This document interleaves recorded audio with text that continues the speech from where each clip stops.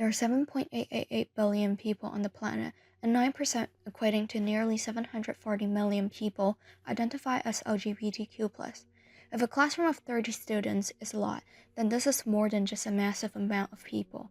I seek a more in-depth understanding about the needs of the community, and my main goal for this production is to gain perspective on the LGBTQ+ community and their challenges by interviewing members as well as learning about their individual stories to advocate for the voices of the minorities.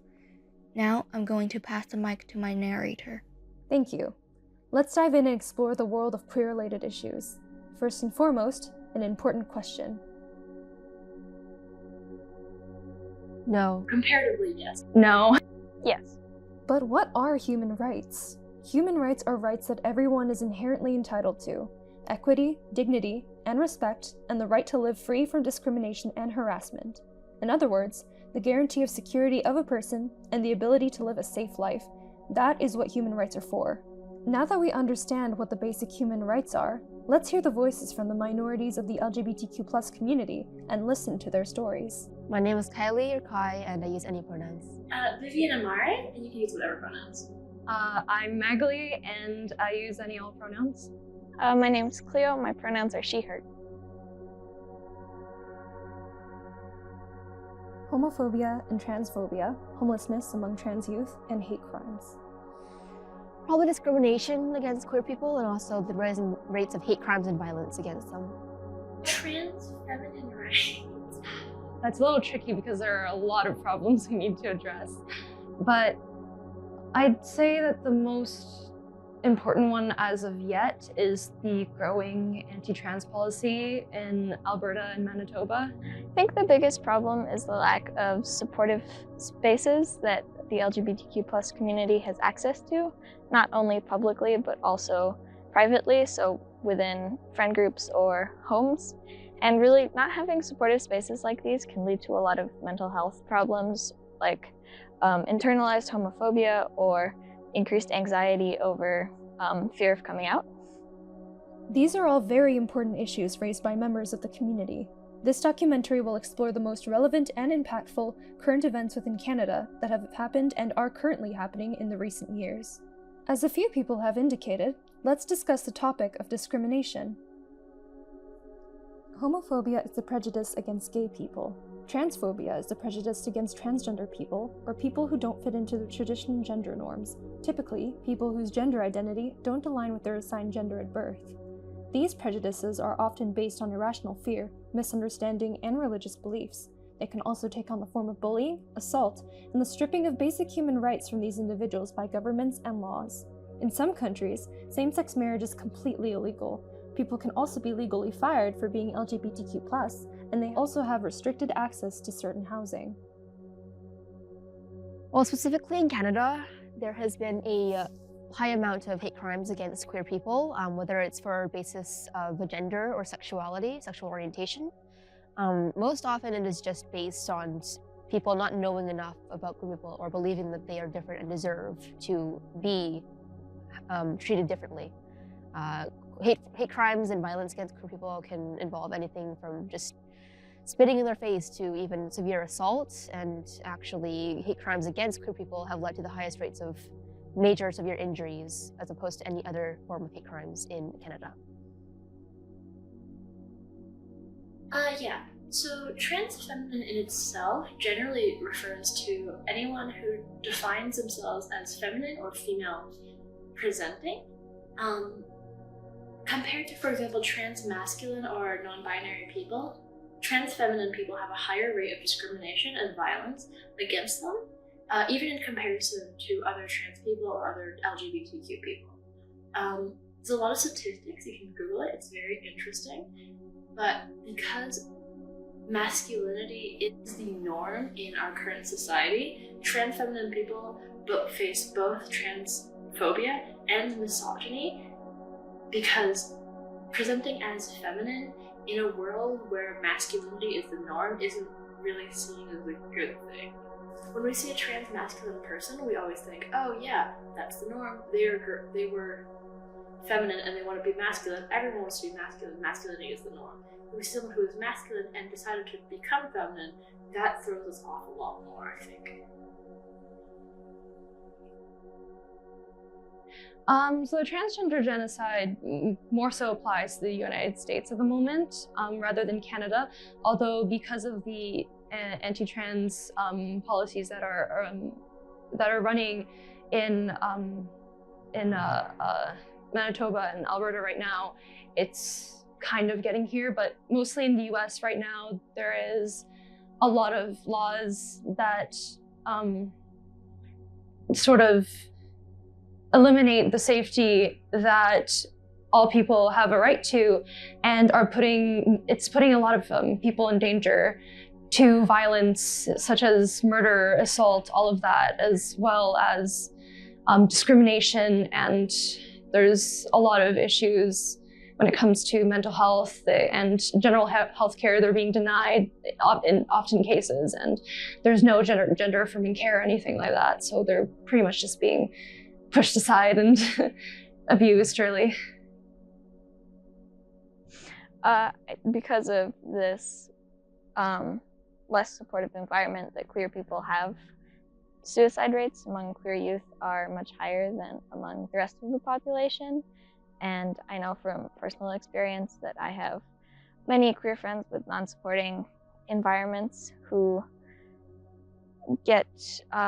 face severe depression and who have faced multiple mental health challenges like these over the years, despite being quite young. Queer youth can be at much higher risk of many mental health issues like self-harm, discrimination, anxiety, depression, and PTSD because of how society can treat them. So things like pressure to come out, gender transitioning, inability to access certain health services can make it really difficult for people to find help. Now that we've heard some informative details on discrimination, let's get to know each of them better and hear their unique stories, thoughts, and opinions.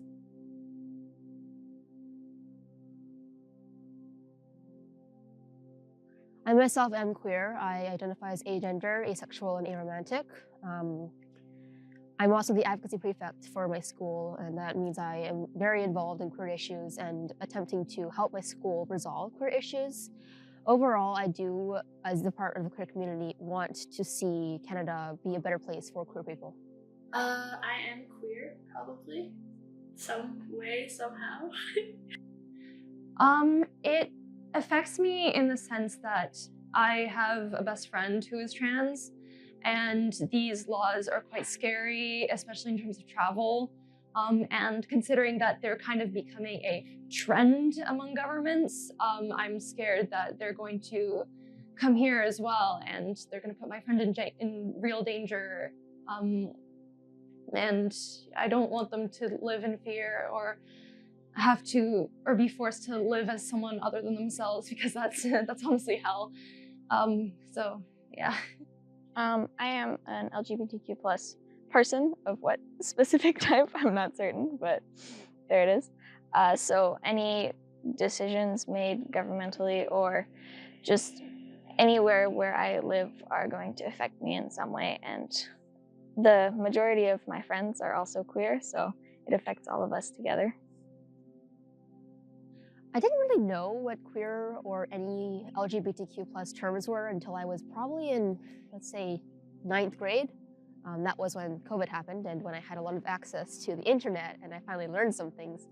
I initially did think I was bisexual. I came out to my parents, didn't go very well, but then I realized that it wasn't that I felt attraction for both people, it was just I didn't feel any attraction at all. I came out again. My parents also did not understand what was going on, so that was my experience with coming out.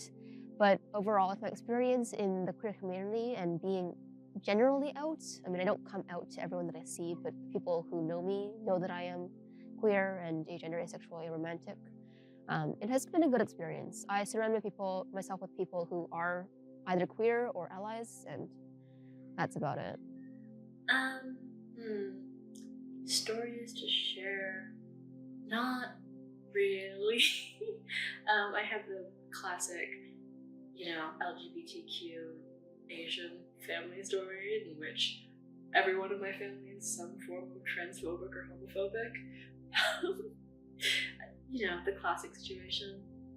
All of my friends are queer though, so yay!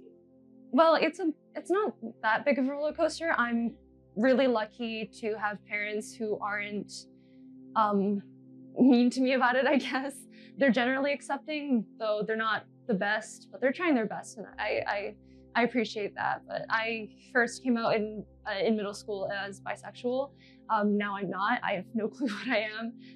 I also came out as non-binary, which still kind of applies to me today, but I'm still not entirely sure. I'm questioning my gender again every single day. We love that.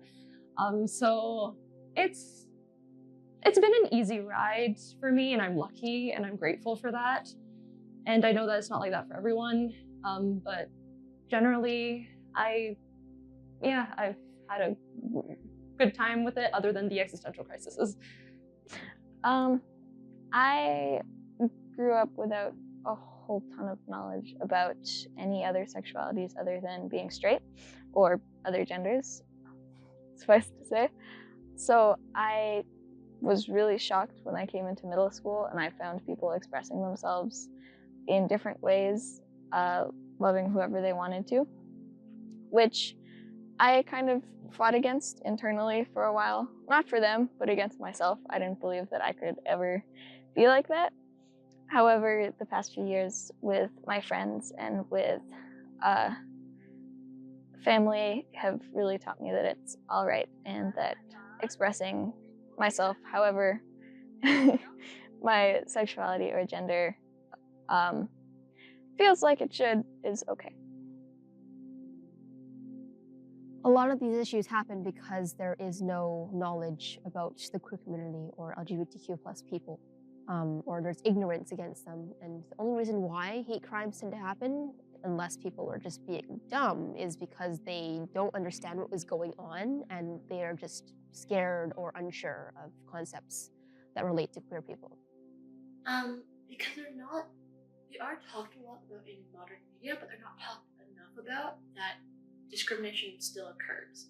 There's still a lot of laws against LGBTQ people. There's a lot of laws against trans individuals, people who don't present themselves with their birth gender. There's a lot of general just homophobia and transphobia and just all the phobias. People don't like LGBTQ people that much, and I feel like talking about it can always help. Well, when we talk about LGBTQ plus issues, we're talking about human rights and the safety of people, as well as their right to live, which frankly, that's what every human being deserves. So it's important to talk about them and to advocate for them, because wouldn't everyone want to live in safety and be able to be themselves freely? And yeah. LGBTQ plus issues are often under a lot of stigma, so people feel like they can't talk about them because certain demographics in society maybe don't think it's an appropriate issue to talk about. I'm sure you've heard of can't show gay characters to the kids in TV shows because it's inappropriate.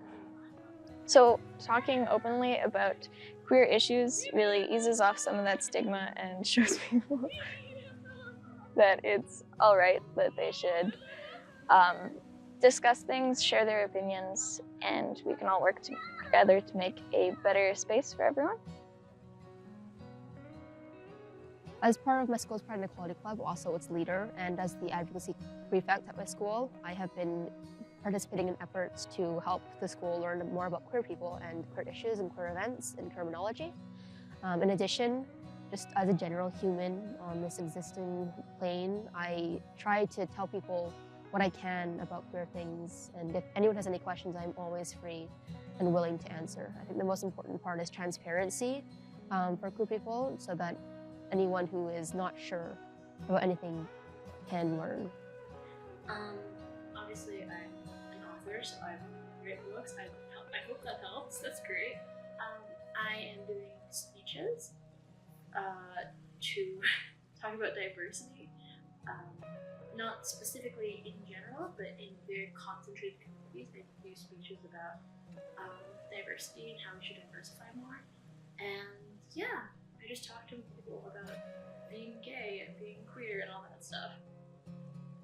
I'm doing my best to advocate. I take part in the Pride Club at my school. I look out for like any protests or movements that I can take part of if my parents will let me. And I take part in petitions online. I've signed up on many of them. And yeah, I do my best. I don't think I'm doing anything hugely significant, like openly protesting or anything, but I try my hardest to be supportive of anyone who comes to me with issues relating to the queer community, to try and give them the support they need to move on, or not move on, but to, I don't know how to word this, to be themselves. If you are in the community yourself, I would recommend just surrounding yourself with people who are nice and who are willing to learn, or who are queer and who don't spread hateful ideology. And if you do see that happening, then don't stand with it. Even if you aren't queer, if you're just an ally, just make sure that anyone who is disrespecting or being a bigot or saying anything hateful or doing anything hateful towards queer people, don't let it stand. Look into the Trevor Project. It is a project that funds that helps suicidal LGBTQ people, because as a community we have a high suicide rate. Look into what you can do to support people around you who may be LGBTQ or trans or whatever, and just be nice. Just be nice. Well, like I said, keep out for petitions, keep out for the news, listen to what's going on around you, definitely vote. Being an active participant in elections definitely helps. And just, yeah, take part of movements and even bring awareness about things, write about stuff, speak about stuff, and just do what you like in order to support. I'd say the same, just try to be understanding of other people's situations when they come to you, even if you're not a member of the LGBTQ plus community yourself. It's really important for us to have those allies on the non-queer side to make typically straight spaces more accessible and safe for everyone. More support for people who want to transition. I know that especially in the United States, there are some issues with transitional hormones. Oh, also England. Just everywhere, I guess. Transitional hormones are really hard to come by, and anti-puberty blockers and all that are just hard to come by. I think we can work on that. Obviously, there are laws about being gay in some countries, in which the punishment is death. And that would be great if we could stop. But otherwise, yeah, just give us the rights. Well, there's a lot, but for now, definitely the elimination of anti-trans policies and anti-LGBTQ plus policies in general. I know that BC isn't too bad about it, and a lot of other parts of Canada aren't too bad about it, but again, Alberta, Manitoba, things are going downhill, so I hope that stops soon. I think really the biggest improvement to me personally from what I've seen would be getting younger kids to understand the importance of being able to talk openly about queer issues, because I go on the bus most days and I hear just elementary school kids going, you're gay," as an insult. And when that perpetrates from a really young age, it's definitely not going to get better as they're older. So I think opening up kids to new ideas, new concepts would really help the overall community. Main one is kind of funny. When I came out as aromantic to my dad, he thought it meant partners not being in love with each other instead of not having any romantic attraction. So that didn't go very well, but it was a misunderstanding in a way. And other misunderstanding is mostly just people wondering what using any pronouns means. If you're wondering, I don't care what pronouns you use can use any of them for me. And I don't really have any preferences. They haven't necessarily caused me any harm or detriment, but it's just kind of interesting to see what people think. Well, in my case, I don't have that many experiences with this myself, partially because I don't come out to people unless I know for sure that they're allies. I don't like it when people. It doesn't feel great to like have people reduce you to like weird or insane or like it's a phase and you're just gonna do that. It's not a phase. It's just a thing. It's a part of me, and I would rather that not happen. In terms of sexuality, no, I haven't really been misunderstood. My parents were generally accepting about it, and they didn't really care either. And my peers, well, they accepted me, so that's great. Yeah, definitely happened before. It's never a good feeling, especially when it comes from someone you're close with. The feeling that they don't quite understand yet what you're trying to communicate to them, and maybe a closeness of mind that means that they're never going to understand. It kind of takes away some of that level of trust that you might feel with someone. Honestly, with my queer identities, it's not something that I've experienced prejudice for, mainly because I don't really openly appear queer. I'm not in a queer relationship. I don't have any queer gender identifying features. I haven't come out to most people because there's nothing for me to come out for, and I just haven't really experienced discrimination on account of being queer, other than participating in queer events and then seeing the general discrimination against them.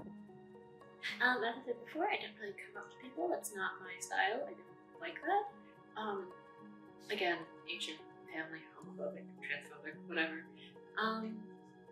Otherwise, not really, I guess. I think there are more pressing things about me that get discriminated against. Not really, no. I've been lucky in that aspect as well. Definitely felt closed off around certain people, like I can't fully be myself around them because I'm queer. So particularly around older demographics, it's their position as elders with more experience and more influence really puts you at a disadvantage when someone is not willing to respect who you are, because it's very difficult to argue back. Well, average Chinese grandmother wondering when I'm going to get a boyfriend aside, not really, no.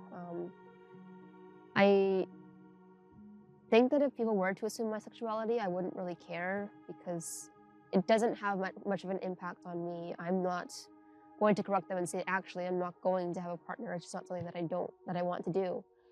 And I don't think it's that much of a big deal for me personally, but I know that for people of other sexualities, it would be much bigger. I mean, not really. Obviously, my family all expect me to have a kid. They all expect me to be straight and have a kid. I did come up to my mom one time, and she did say, "Oh, but you're still gonna get married and have a kid, right? You're still gonna date only boys, right?" It was very awkward. But I just said yeah. So, it obviously it's not good, but what can you do? Otherwise, not really. No. Again, no, not really. But then again, I'm also kind of confused and closeted, so. All the time. I have most people assume that I am straight.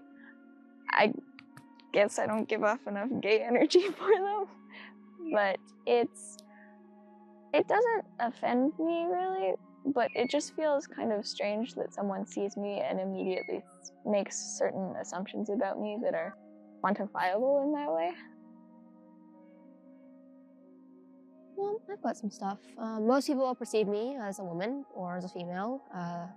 Majority of people use she, her pronouns for me, even if I do say any pronouns. Obviously, I am okay with that. My perception of gender for myself is that it doesn't really exist for me, and I don't feel like I have any connection to any particular gender, so whatever other people want to use for me, I am good with that.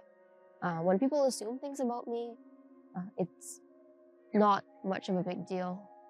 I was misunderstood by my mom quite a few times because this stuff is new to her. There was a time where she wasn't really sure what to call me. She assumed I wanted a name change, which wasn't the case. I don't care about my name, but it felt kind of not necessarily alienating, but it definitely felt like she put the spotlight on me, and that wasn't really too comfortable. I felt like I was being bombarded with questions that weren't really necessary and wasn't really my job to answer. And I don't mind answering them, but too much is too much, and that was definitely too much. There's a certain threshold that I can take of questions before I start to freak out. You have the right to not help. I wouldn't say so, because I am able to appear as a cis woman. It's just letting people assume what they want, because anything else, it doesn't cause me dysphoria or doesn't cause me distress, and I'm very lucky to be able to do that. I haven't experienced prejudice, or maybe I have, I'm not entirely sure, but there was a time where my brother kind of made fun of me for it and just kind of always said that I'm gonna be a girl and that I can't be anything other than a girl. And my parents, well, they always say, you'll always be our little baby girl, which is kind of like, okay. I mean, I don't really care about it anymore. My gender is just kind of wacko combo. Even I'm confused about it. So those remarks I don't really care about them anymore, but back then I did, and those ones were kind of alienating and just kind of, it made me feel distant to them. Most people make assumptions about my gender. It doesn't affect me. As stated before, it's just all nothingness to me. Nobody really made any assumptions about my gender. I just kind of kept quiet about it afterwards, after they called me a girl. Cry? No, I just walked away. Parts of it.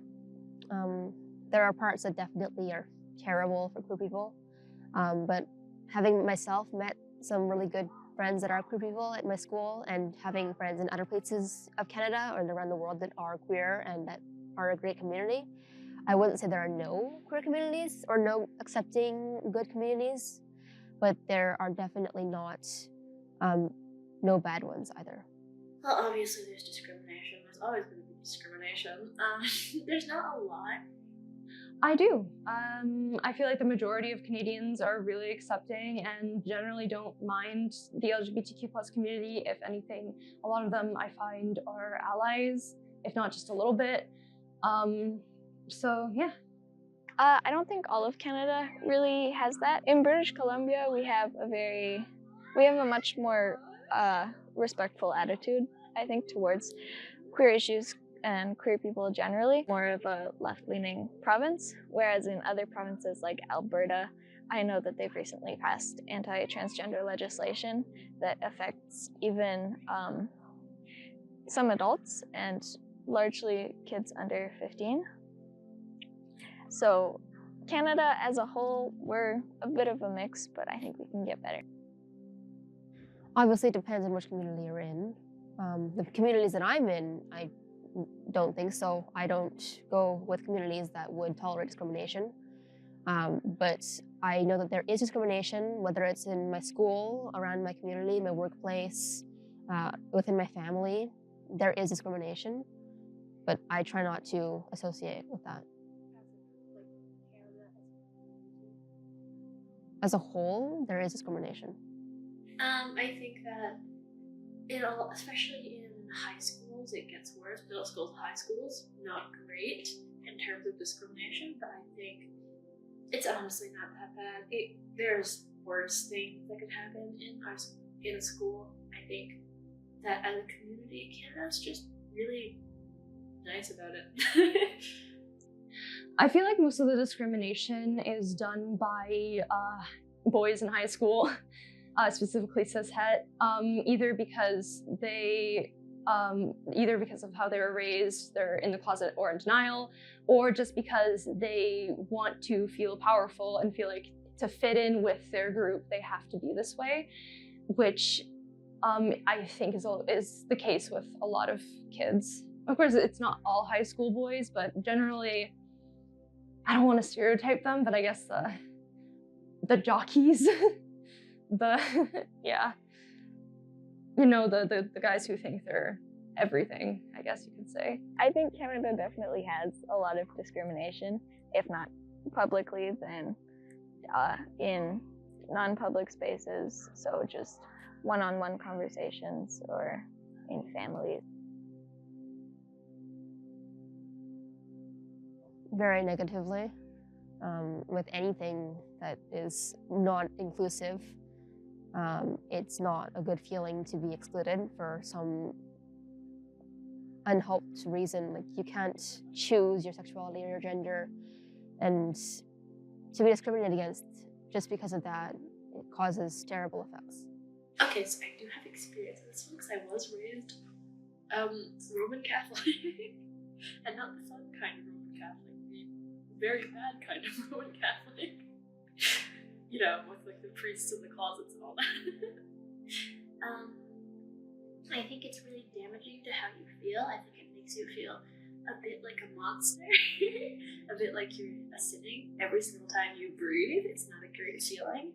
I think it can be severely damaging to both your mental, your physical, just health. It can be damaging to all your health. It makes you feel bad. It doesn't make you a very happy person. It can make you a repressed person who you are. The feeling of being ostracized is a really dark feeling, you could say. To feel like you don't belong anywhere is an attack on your own existence. It will make you feel like you don't have the right to be there and that you're a mistake, and those are horrible feelings to have. So to answer that question, I think that it'd take a huge toll on people's mental health. I mean, it's pretty much a leading cause to why a lot of queer kids, take their lives. Non-inclusive group settings can be absolutely detrimental for really people of any minority, but queer people, because it just strips away that ability to completely trust anyone you're around, knowing that they have the ability to suddenly turn around and denounce you out of being able to fit into this space. Well, lobby your politicians is a really big one. Make sure that anything that happens on a larger scale in our community isn't tolerated. Obviously, small scale is important as well, but if you can make a change on a large scale, it is extraordinarily helpful to queer people. And just overall, if you are able to, or if you have the means to support your community in being non-hateful and prevent discrimination. I guess you could attend. There's obviously seminars you can attend to learn more. There's pride parades, which are really fun. You should come. You can talk to people in your community. It's not a lot of work, just put in effort. As a community, definitely talk to each other. Again, take part in elections, be active politically, look out for things, speak about it, bring awareness, write, draw, whatever you want to really speak your voice. And definitely, most importantly, be nice to everyone. I know online there are a bunch of charities you can donate to support queer crisis groups, and just being open generally to the people around you and partaking in open communication about queer issues are, I think, really the main things you can do. And then if any anti-queer legislation is passed, it's always important to voice what you think to try and get it changed. Well, there is the discrimination. There is also gender dysphoria, and there is just general questioning of queer people that they have to do before they actually accept their identity. There's also internalized queerphobia, homophobia, gender dysphoria, and thinking that you are a fraud, which I understand. Queer people generally have a worse mental health than non-queer people, in Canada at least. And this is due to lack of understanding, being really confused about everything that is related to queer issues and queer identities. And it is not uncommon for people to actually have worse mental health in terms of self-harm and suicide as well. Discrimination and repression mostly. Like having people talk to you and tell you that you're wrong or you're devilish or whatever is really damaging, and I think that's one of the reasons why, well, being in a society where being queer isn't the norm really does affect like your mental stability. I think, yeah. Repression or oppression? Both? Repression and depression. Repression, oppression, and depression. Depression. Depression, okay. Definitely the prejudice and the alienation. Although there is violence and all that stuff, and yes, that really affects mental health, I feel like the thing that happens the most often is definitely the prejudice and the ostracization, which, like I said before, that feeling of alienation is definitely capable of driving people to the edge. Some of the major aspects that affect the mental health of queer people are not being able to trust those around you fully, but also never being able to find out who you are if you have the ability to truly express yourself fully. So there's always that enclosure that people have to face where they can't explore their personalities or themselves, and they can never really develop as a person. Just constantly being told that being what you are is wrong is such a heavy burden to put on a person, and after a while, it really takes a strain on people's mental health. It has. It doesn't right now, but it has before. I mean, probably, I'm not right. I don't know a lot about my own mental state. That's hard to quantify into numbers. I would say probably. For me, not really personally. I'm still trying to figure myself out, so I don't care what people say about me. If they see me as a girl or want me to be a girl, who cares? I don't. If they want to headcanon me as straight, I don't know. I don't care. Sure, why not? Yeah, I just think what you want about me. I don't really mind. So no, it doesn't really affect me. I'd say so. I've had experiences before with non-supportive family or friends, and it's such a crushing feeling to know that there are conditions to their love for you. So they do not love you unconditionally, but instead they love the version of you that you have to present for them.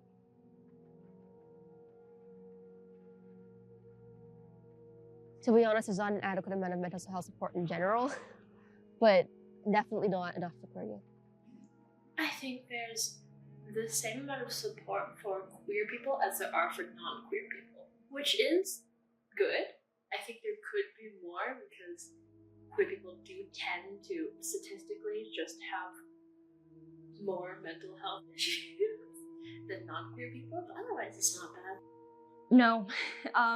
To elaborate on that, yes, there are help lines and phone numbers, but they're generally not open at a lot of the right times, and they usually close very early. And finding psychiatrists and good counselors and therapists is really hard, especially since there either aren't many or the healthcare system is kind of falling behind, especially here in BC, with the lack of family doctors to make referrals, which here you do need referrals. So TLDR, no. We need more. TLDR? Too long, don't read, so it's like a shortened version. So like, long story short. The young people lingo. I'm sorry, I don't know it. No, I don't think there's enough mental health support. Even at a lower level, like in schools, I know we have counselors, but oftentimes counselors aren't especially funded or trained to deal with queer issues. And as a greater whole in Canada, there are certainly like therapy offices, centers that can help people with that, or online crisis lines, but the level of support they can provide is very impersonal. So I think in order to have more mental support for queer people in Canada, just the general attitude towards queer people needs to change.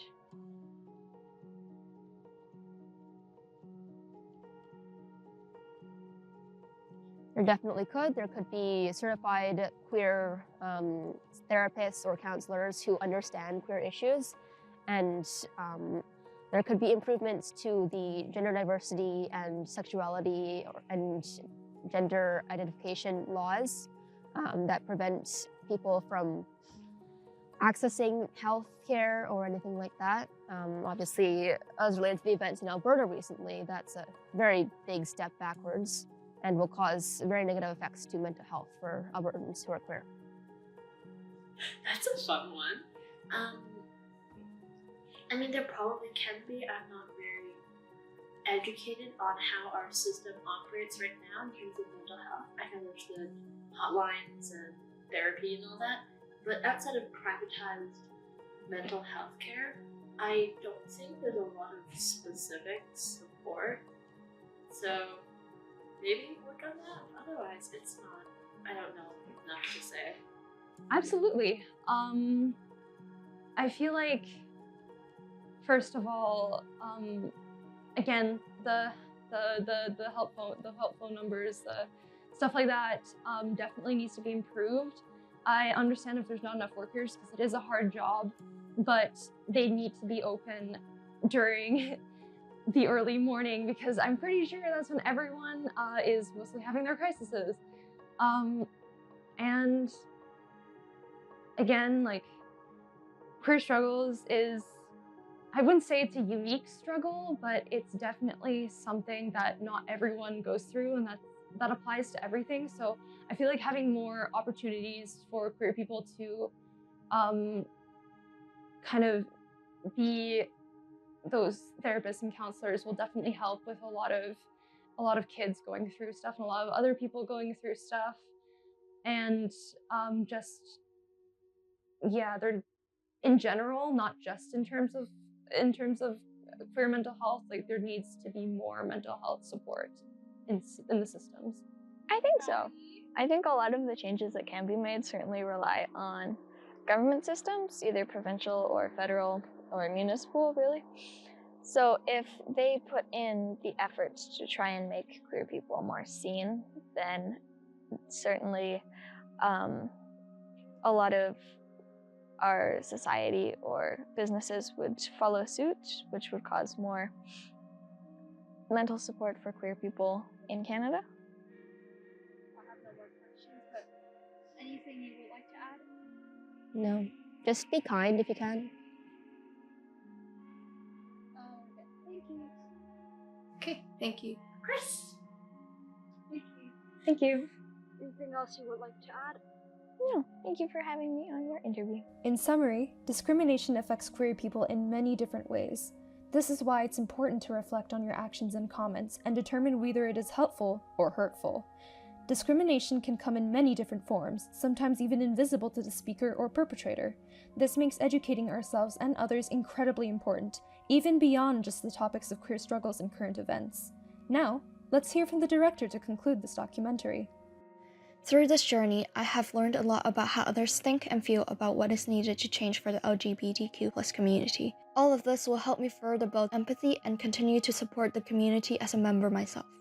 Hopefully, this documentary succeeded in its goal, that is to bring awareness to the major issues in the LGBTQ+ community and encourage others to take action against discrimination. Signing off, Lex.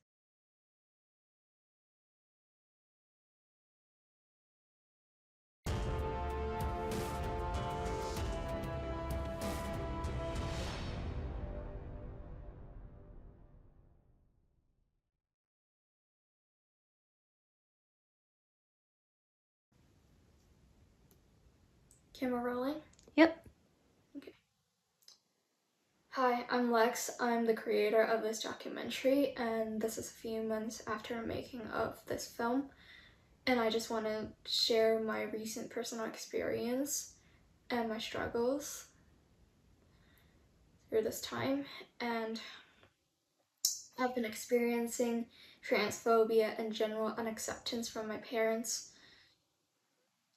And through a long and tough journey, I have experimented and realized my gender and sexuality.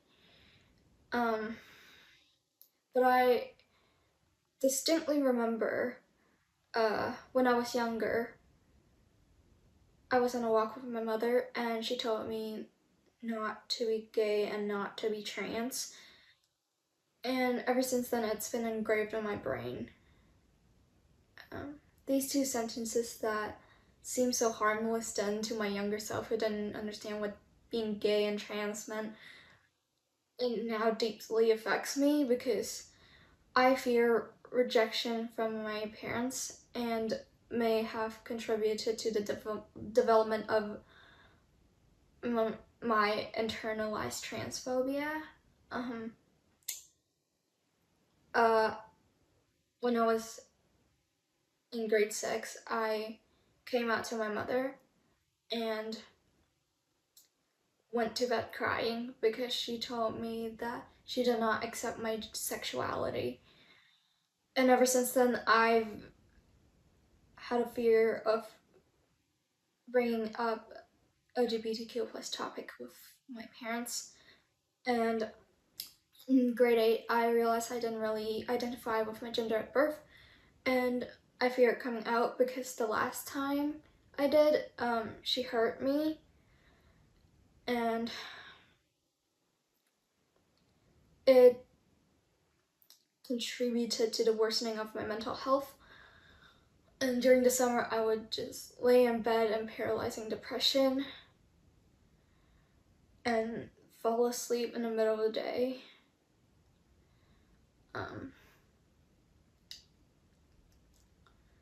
And now I am fully disconnected from my gender at birth, and I feel like I cannot openly express myself outwardly for being me without judgment or rejection.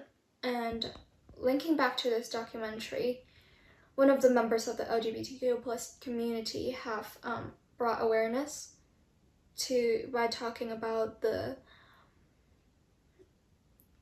detrimental effects of having a non-supportive familial circle to the mental health, and it is very destructive to the mental health, and it definitely is for me.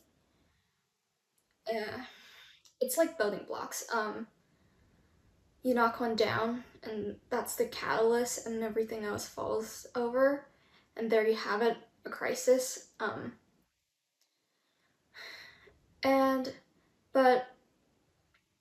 But by making connections with the people you meet throughout your life, you create meaningful and worthwhile relationships with the people you trust. And it is very important because when you fall, they will be there to catch you.